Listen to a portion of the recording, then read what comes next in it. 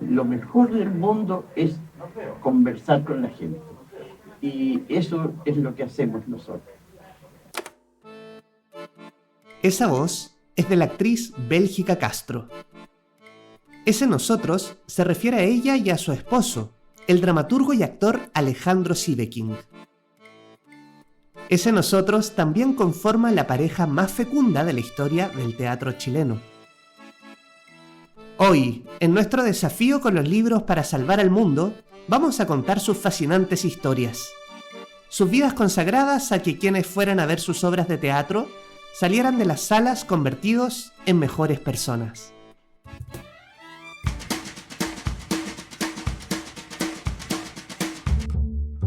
Esto es Ojo en Tinta, el podcast. Libros para salvar al mundo. Conduce este capítulo el periodista Nicolás Rojas y Nostroza.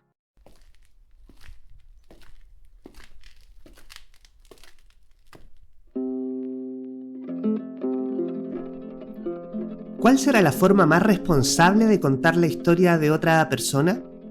En el libro Dos vidas para el teatro, publicado por Ventana Abierta Editores, es la voz de Alejandro Siveking quien narra su vida y la de su compañera Bélgica Castro.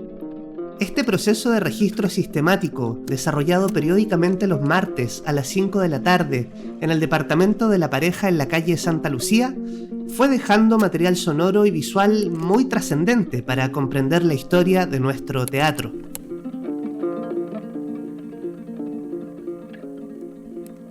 Bélgica, nacida en el Concepción de 1921, comenzó a padecer demencia senil durante los años en que se escribió este libro. Alejandro, nacido en el Rengo de 1934, se fue de este mundo un día antes que Bélgica, en marzo de 2020. Antes de hablar con los autores de esta historia fascinante, escuchemos a Alejandro Siveking y su retrato de Bélgica, presente como un personaje en una de sus obras. Y de paso, dejemos que este creador se nos presente como un pajarón. Obviamente, en las ánimas de Aclaro no, es una declaración de amor a mi mujer. Le escribí un personaje, que es la Bertina, que en el fondo es un retrato de la Bélgica, pero ya en la Remolienda había el deseo de enfrentar una mentalidad inocente, con la cual me identifico porque soy muy inocente, casi pajarón. Este hombre pajarón resalta la importancia de lo grupal en estos tiempos de lo personal. Vamos a hablar de ellos dos. Tú quieres ser el mejor del curso, el que tenga futuro, que te contrate el teatro experimental, en fin, que ser una estrella de teatro. Y después, a medida que vamos madurando dentro de la escuela, la idea es que no ser el mejor uno, sino que ser el mejor grupo. Pasar de ser individuo a ser colectivo, ¿no? Y que sabiendo que eso, que personas que van para adelante con el mismo criterio, es mucho mejor que ir solo adelante, porque se llena de tropiezos la cosa. Y eso es lo que pasa ahora, básicamente, ¿no? Que ahora la gente vieja y la gente joven se tienen que defender a sí mismos mucho. Algo ya sabemos sobre quienes nos convocan hoy.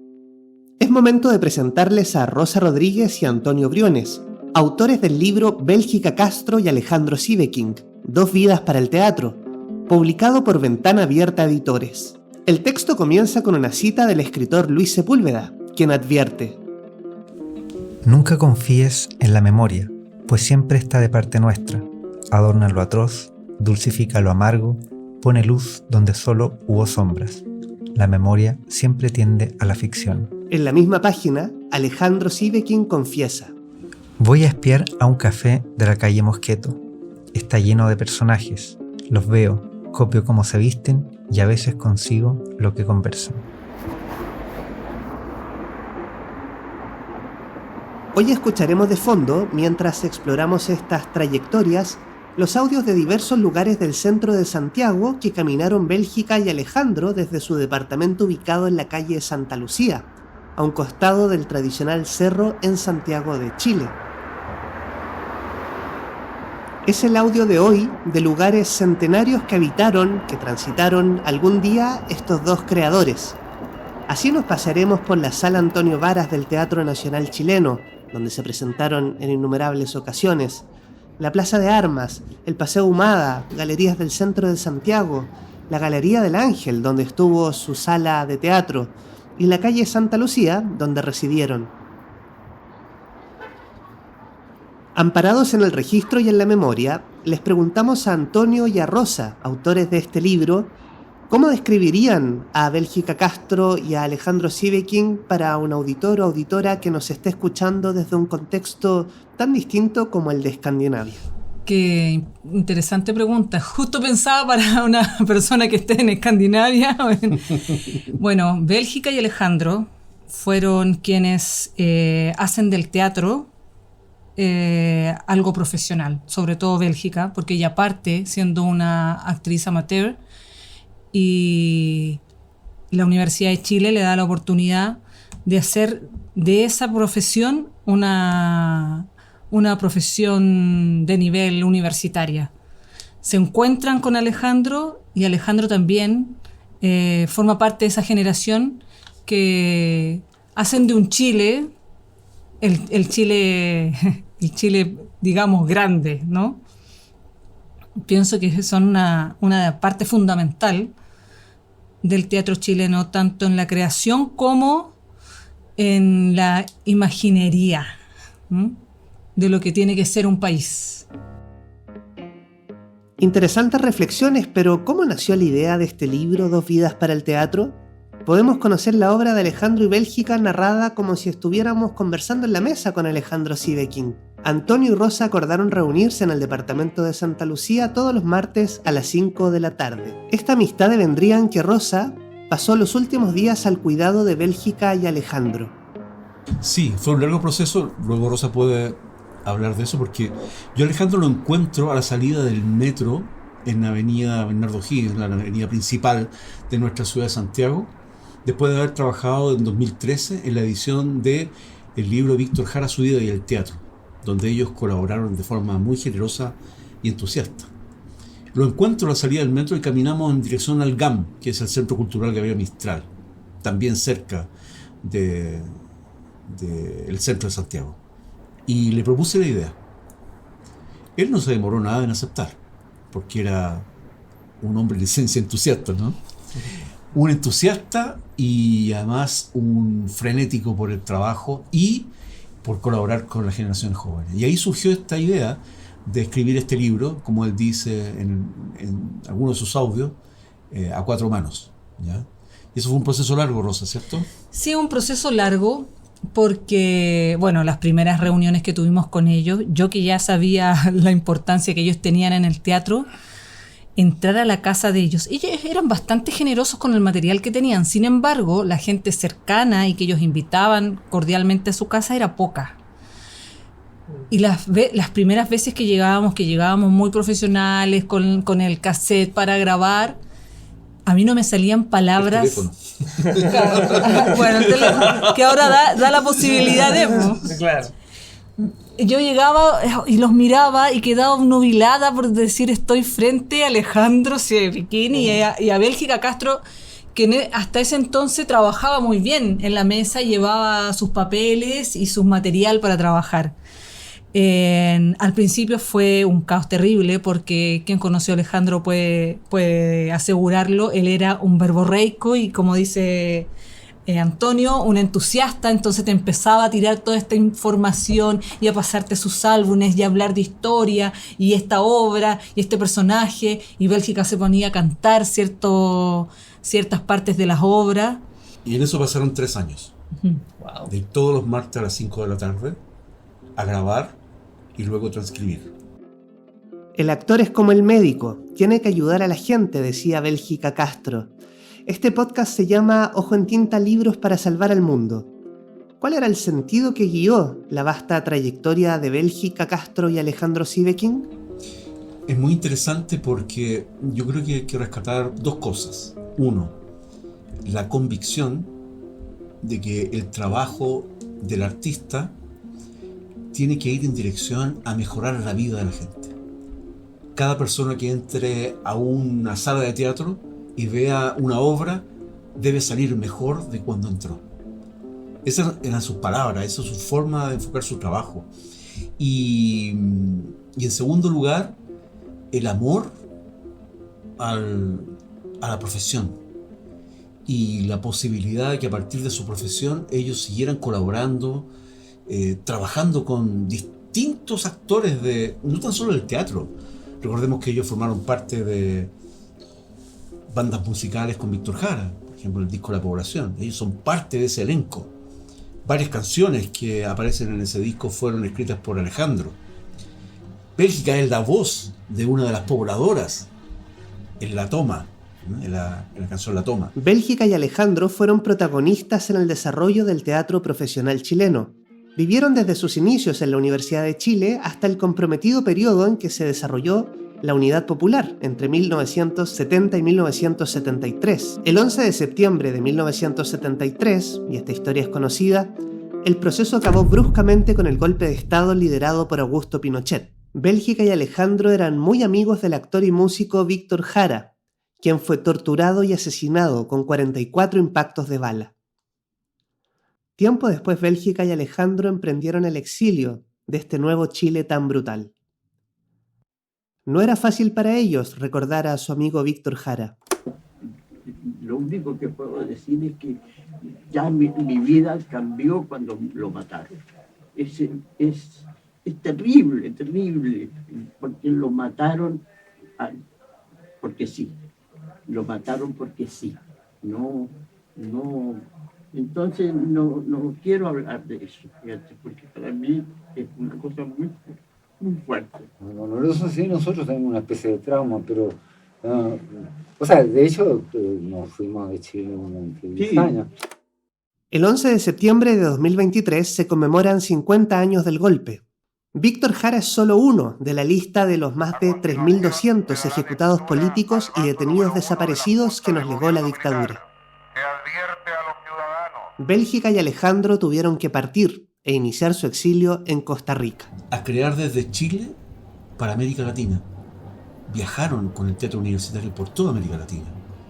Llegaron a lugares los más recónditos con su obra en Europa. Y hasta hoy se recuerda lo que fue el desempeño a comienzos de la década de 60, que fue la Sala del Ángel, que fundaron junto a Lucho Barahona y Ana González, y luego tras el golpe de Estado van al exilio y fundan la Sala del Ángel en Costa Rica. Y hasta hace poco tiempo se celebraron los 25 años de la fundación de esa compañía en Costa Rica. En fin, yo diría que bajo esa ética está la convicción de estos dos grandes de la cultura, ¿no? Una vida, por cierto, intensa, difícil de resumir en un podcast como este, pero le haremos empeño. Bélgica, hija de padres anarquistas, se formó en el Instituto Pedagógico de la Universidad de Chile. Alejandro estudió arquitectura, pero no terminó. Decidió ingresar al Instituto de Teatro de la Universidad de Chile para vivir su pasión. Eran gestores culturales en tiempos en que no existían los fondos concursables. Tenían 14 años de diferencia. Se conocieron a finales de los 50. Fue un escándalo, pero fueron muy felices. Murieron consecutivamente. Primero él. Ella, unas cuantas horas después. Antonio Briones y Rosa Rodríguez se volvieron amigos de sus entrevistados. Rosa pasó sus últimos días cuidándolos. De su relación cotidiana recuerda. Pero sí, ellos tenían una complicidad absoluta en todo, se extrañaban. Aún así, ida la mente de la Bélgica, Alejandro llegaba y ella lo miraba con sus ojitos y se daban besos y se tenían cosas preparadas, él le llevaba un pañuelo, se preocupaba por detalles. Yo, el día que murieron, me di cuenta que el amor existía, que el amor de pareja sí existe, es de verdad. Violeta Parra, Víctor Jara, María Canepa, Fernando Cran, Luis Poirot, Nelson Villagra, Chenda Román, Jaime Badel, Luis Alarcón y Jorge Díaz son algunos de los nombres que se cruzan en esta historia. ¿Cómo podríamos imaginar ese Santiago de Chile donde se encontraban todos estos portentos? Era una generación que yo creo que se adelantó al proceso de transformación que vivió el país. Se adelantó, vino por lo menos, yo diría que en un periodo de 30, 40 años se fueron desarrollando habilidades, talentos, capacidades y una visión artística que fue llevando adelante un país, ¿ya?, en un proceso transformador, que era un proceso bastante complejo, pero que sin embargo tenía en la cultura, yo creo que uno de sus elementos claves para poder identificar qué país se estaba construyendo en ese momento, ¿ya? Y cómo el respaldo de las distintas instituciones, las universidades, el Estado, los canales de televisión incipientes a fines de la década del 60 que respaldaron, ¿ya?, la obra de estos grandes creadores. De hecho, por ejemplo, en Televisión Nacional se dio una de las primeras series de la historia de la televisión chilena, que fue La Sal del Desierto, que fue la historia de Balmaceda, que escribió Alejandro Sieveking, que protagonizó Bélgica y Héctor Noguera, entre un gran elenco, y fue una generación que fue construyendo una manera también de interpretar nuestro propio país. Dos vidas para el teatro posee un rico material gráfico. Incluso los editores pensaron hacer un libro exclusivamente visual. Una delicia para los ojos. Los afiches y programas incluidos en el libro dan cuenta de que Alejandro y Bélgica fueron ciudadanos del mundo. En uno de sus viajes, conocieron a una doctora muy particular. Rosa nos cuenta. Hasta que llegan a Belgrado, a un hotel donde ellos estaban siendo alojados, donde comían lo mínimo, trataban de gastar lo mínimo, y empiezan a llegar actores muy famosos, entre ellos Jane Fonda, por ejemplo, nos decían. Y de repente preguntó, ¿qué pasa? ¿Están haciendo una película? ¿Qué pasaba con esto? No, estos actores, les dicen, vienen a ver a la doctora Slam, la doctora de la eterna juventud. Y ellos dijeron, nosotros también queremos ir donde la doctora Slam. Se consiguen el dato, van donde esta doctora y les venden el tratamiento de la eterna juventud. Y ellos decían, nosotros ahí nos tuvimos que restringir más, entonces comíamos apenas un sándwich y lo demás lo gastamos en el tratamiento, uno para Bélgica y uno para mí, y nos tomamos el tratamiento. Y yo creo, me decía Alejandro con su forma de hablar, yo creo que si la doctora Slam me viera y viera Bélgica, estaría muy, muy contenta de que logró la eterna juventud, porque la Bélgica se veía con una piel magnífica, impecable. Recordemos que tenía casi 100 años. Casi 100 años, sí. Bélgica Castro nació el 6 de marzo de 1921 y murió el 6 de marzo, pero de 2020. Es considerada la última sobreviviente del periodo de oro del teatro chileno. Al igual que en los museos hay cosas que no se muestran, en los libros hay historias que no se cuentan. ¿Cuáles fueron los temas que Bélgica y Alejandro evitaron tocar en este libro? A ver, yo pienso que sí, lo del 11 de septiembre, si bien lo conversamos, eran cosas más personales y muy emocionales para ellos. También el asunto de su historia familiar, del hijo adoptivo de Bélgica. Eso era como más secreto, que en off sí nos hablaron y nos conversaron, pero creían ellos que no era necesario fuera en el libro, ¿no? También ciertas relaciones que tuvieron con Ana González, por ejemplo, la reacción que tuvo ella cuando vuelve después del golpe y sabe que Víctor murió. Entonces me decía, no quiero que sea un libro que termine siendo como de copuchas, entonces no quiero contar esa parte. Era media difícil para ellos, también en un momento en que ellos se distanciaron. Y también decían, tampoco quiero contarla porque es muy personal, pero en off sí lo hablábamos, ¿no? Sí lo conversábamos. Yo le preguntaba si en algún momento se habían distanciado, por eso mismo, se distanciado, se habían peleado, se habían enojado, habían terminado con Bélgica, y me decía, sí, pero me siento tan arrepentido de ese momento, no quiero contarlo, no quiero hablarlo con nadie. Finalmente lo conversamos y me decía, no quiero que sea el jarrón chino roto y pegado. Por eso trato de no contarlo. Pero sí, lo del 11 sí fue una fecha para ellos súper emotiva, muy emotiva. De hecho, hablar de Víctor Jara para ellos era tan emotivo que lloraban. O sea, lloraban. No era fácil No era fácil para nada. Víctor.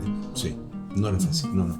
De hecho, Alejandro nos dijo en algún momento, y está en el libro, que él podía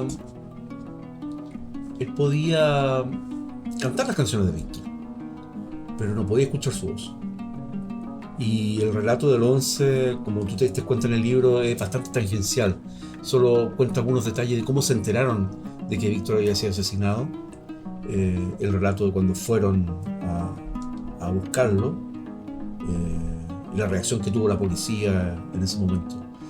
Pero en realidad yo creo que lo que ellos sublimaron esa tragedia con una enorme capacidad creativa que desarrollaron los últimos años, antes de irse al exilio, el último año, en el año 74 ellos se fueron al exilio a Costa Rica, fundaron la Sala del Ángel. Yo decía, y la Bélgica haciendo Happening, me decía, era lo más chistosa que te podías imaginar.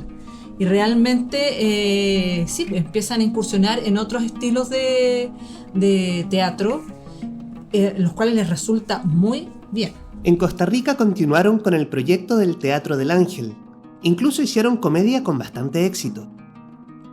Fueron fundacionales en ese país, que destacaba en la región por tener desde 1971 un ministerio dedicado a la cultura y a la juventud. Bélgica y Alejandro hicieron escuelas formando a figuras icónicas de ese país. Luego volvieron a Chile con la invitación de escribir una serie de televisión. Alejandro escribió Amigos por Siempre, una historia de amigos actores entre los cuales dos homosexuales se daban un beso. Esto fue todo un escándalo para el Canal 13 de la Universidad Católica, institución que rechazó la historia. Más de 100 capítulos escritos que nunca se grabaron.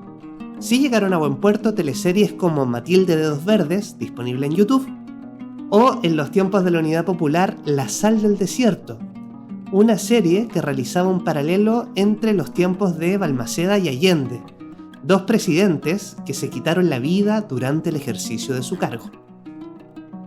Dos contra viento y marea, atravesando tiempos y espacios, siempre con la misma sonrisa y la misma pasión, surcando fatigas, indiferencias, aplausos, articulando el vivir con el oficio. Escribió Héctor Noguera Illanes, Premio Nacional de Artes de la Representación, sobre Bélgica y Alejandro. Ellos estuvieron muy agradecidos de su invitación para enseñar en la Escuela de Teatro Camino. Bueno, Bélgica era profesora, había estudiado en la Universidad de Chile para ser profesora, entonces tenía esto de la vocación. El pedagógico. En el pedagógico, sí.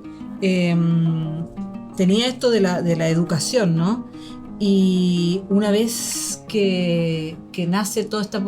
Porque, a ver, hay que recordar que ellos, hasta que no recibieron el premio, vivían con muy poco. Entonces la docencia era una posibilidad de tener recursos. Disculpa, recién a mediados de los 90, en el año 95-96, Bélgica gana el premio nacional, que eso le significaba un ingreso mensual garantizado, y que recién en ese momento ellos pudieron decir que tenían cierta estabilidad económica. Claro. Antes de eso, ellos también, la docencia era una alternativa tanto económica como un gusto para ellos de hacerlo. De hecho, se unen a la Escuela de Teatro de Héctor Noguera, el Teatro Camino, donde ellos siempre lo cuentan con mucho cariño. Ellos fueron muy felices de trabajar ahí, porque ya que la Universidad de Chile, que era su alma mater, no los reclutó para ser profesores, Alejandro sí estuvo un tiempo en el Arcis, pero dice que el trabajar en Teatro Camino fue una experiencia muy bonita, una experiencia muy linda de formar gente ahí y de tener la posibilidad de actuar también, ahí mismo. Bélgica y Alejandro recordaban la obra Home, que hicieron con Héctor Noguera, como uno de los montajes mejor logrados de su vida. Haremos un juego y le preguntaremos a Antonio y Rosa, ¿a cuál momento de la vida de Bélgica y Alejandro se remontarían para vivir junto a ellos? Hay varios momentos. A mí me gustaría mucho ser un personaje así omnisciente que está ahí mirando lo que ellos hacen en la época que viajaron a Europa, porque las historias son increíbles. Además él se empapa de todo lo que es el teatro checo, que le fascinó, que dice que es una gran influencia en él. Esa parte de su juventud me hubiese encantado estar con ellos, pero obviamente también en los momentos en que ellos hacen del teatro, las obras, las clásicas, la Celestina, estar ahí debe haber sido pero algo increíble. A mí me habría encantado ser compañero de curso de Alejandro y Víctor. Cuando, eso no es escrito, pero creo que hay suficiente información ahora y somos testigos privilegiados del momento. Ellos cambiaron el teatro y la cultura nacional. Eso todavía no se dimensiona, pero lo que ellos hicieron, creo que puede haber un parangón, algo similar a lo que en algún momento hizo Andrés Pérez. Pero lo que ellos hicieron, ellos tres, junto a Lucho Barahona, desde la Escuela de Teatro de la Chile, es una verdadera revolución en el teatro chileno. Y eso tuvo raíces hacia la música, hacia el cine, hacia las artes visuales. Recordemos que Alejandro también era un tipo que se encargaba, además del vestuario, él hacía collage, claro. Entonces me habría encantado ser compañero de curso. No sé si me habrían no sé si habría egresado, no sé. Bueno, nos vamos a la página 94. Abran sus libros en la página 94, auditores y auditoras, como en la escuela. Hay una cita que me parece bien interesante. Dice,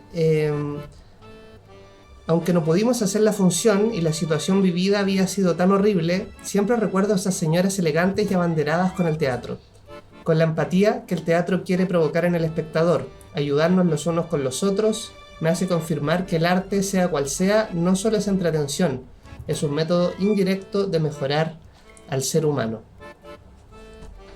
Esta idea les va apareciendo en varios momentos, ¿o no? Sí, era una idea reiterativa de Bélgica. O sea, no era teatro para mera entretención, sino había que hacer un cambio en el ser humano una vez que entraba. Decía, siempre que alguien entra al teatro tiene que salir mejor persona, siempre que entra alguien a ver una exposición tiene que salir mejor persona. El arte está para eso, decía. Ese es el propósito del artista. Y se valían de las obras clásicas como también de las obras propias, las propias obras de Alejandro y la dirección de Víctor, la música, para provocar eso en el espectador, ¿ya? Por ejemplo, a Alejandro no le gustaba que consideraran su obra como folclórica. Encargaba, de hecho.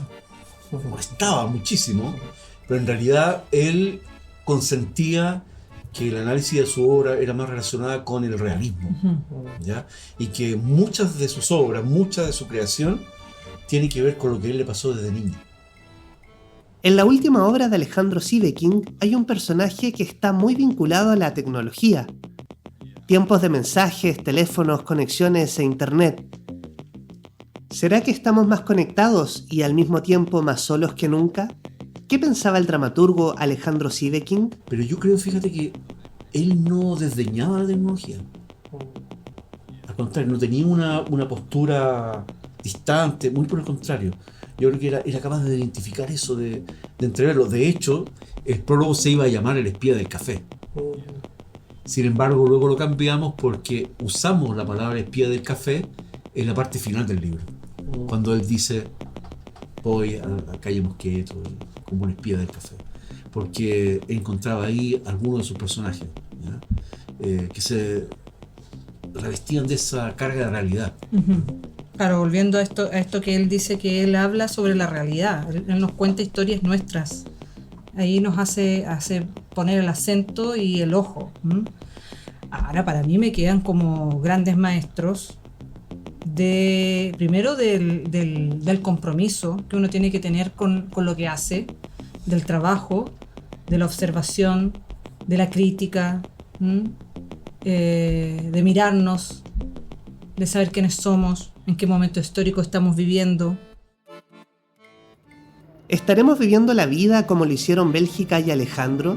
¿Cuál es nuestro motor, nuestra pasión? ¿Sabemos quiénes somos realmente? ¿A qué le estamos poniendo ojo? ¿Vamos también de vez en cuando a espiar algún café? Tenían vistas hacia el cerro. Interesante, un ejercicio sonoro. Descríbanos cuando ustedes iban los martes a las 5 de la tarde. ¿Qué es lo que veían? Cuéntenos cómo era la casa de Alejandro y Bélgica. Mira, nosotros con la Rosa descubrimos rápidamente que a Alejandro le encantaba el manjar. Entonces pasábamos a la pastelería, En Colonia. el Colonia Isma Kiber, y comprábamos pasteles o comprábamos un brazo de reina. Y con eso llegábamos los martes. ¿Ya? Y la casa era un departamento en el 8º piso, muy sencillo, eran muy austeros, donde el mayor valor estaba en los libros, en los cuadros, ¿ya? Y en aquellas cosas que habían logrado reunir durante tantos años. Habían obras muy hermosas de madera, obras que habían traído de Europa, de otros países de América Latina. Y vivían muy, muy tranquilos, ¿ya? Tenían una vista hermosa al Cerro Santa Lucía, y uno entraba al departamento y al costado derecho había un gran sillón azul. Pero ese sillón azul no podía dormir nadie. Porque estaba maldito. El que dormía ahí moría. Claro, en un momento, cada vez las reuniones se fueron alargando más. Entonces era ya un momento muy tarde, tipo 12 tiene que haber sido. Y ellos nos dijeron, ¿por qué no se quedan? Pero en el sillón azul no duermen.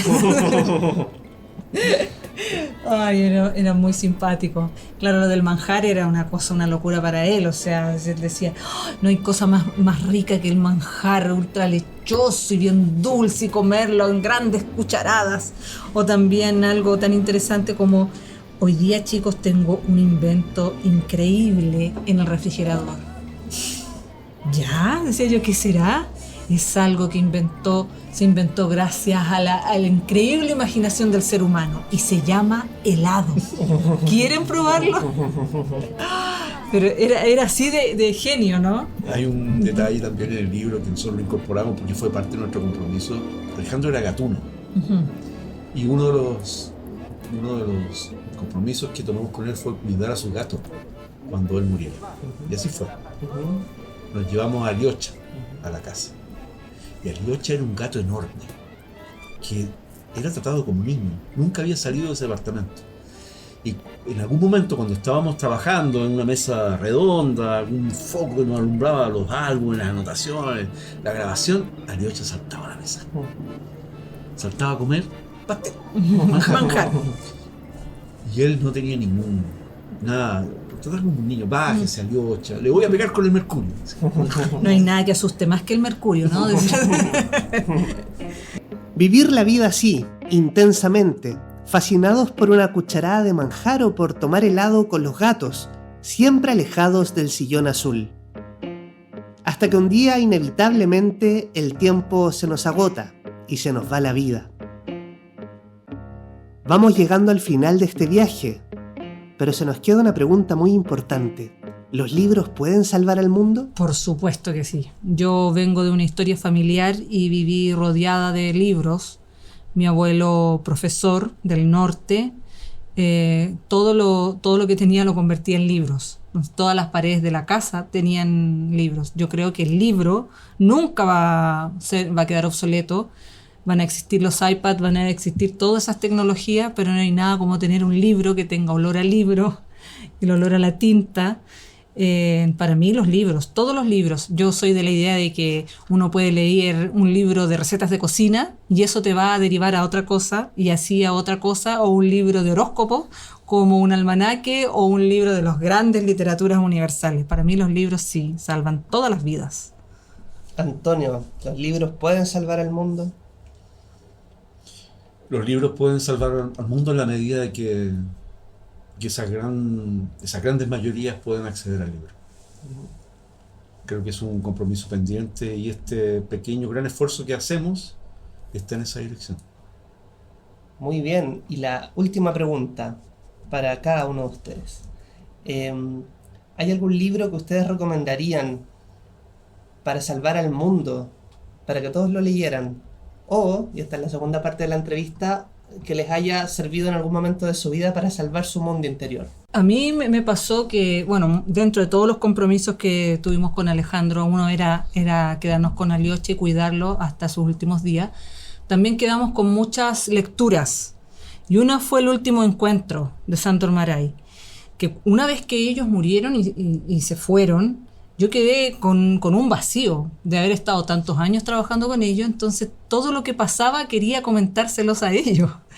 Y eso me pasó durante mucho tiempo, estuve como en ese estado, como de soltarlos, de dejarlos ir, de que estuvieran, de que no estuvieran, de lo normal que es las despedidas. Y por casualidad habíamos hablado de este libro que ellos hicieron obra y lo encontré. Y lo leí y me salvó absolutamente de ese estado en que estaba, y es un libro maravilloso que yo pienso que es absolutamente recomendado para todos. El último encuentro de Sandor Márai, un libro increíblemente lindo. El libro que yo recomiendo no está directamente relacionado con este trabajo, pero sin embargo tiene que ver con nuestra América Latina. Creo que Ciro Alegría hizo una de las mayores contribuciones a esta idea de que el libro puede salvar el mundo. Y yo les recomiendo El mundo es ancho y ajeno. Bueno, todo tiene un final. Todo lo vivo tiene que morir. Es lo más lógico, lo más corriente, lo más triste. Lo triste es no poder agradecer ni siquiera nombrar a toda la gente que hemos querido. Sería casi como las antiguas guías de teléfono. Estamos cerrando este viaje por estas dos fascinantes vidas para el teatro, porque las vidas de Bélgica Castro y de Alejandro Siveking han sido dos vidas que bien han valido la pena. Muchas gracias por acompañarnos hoy.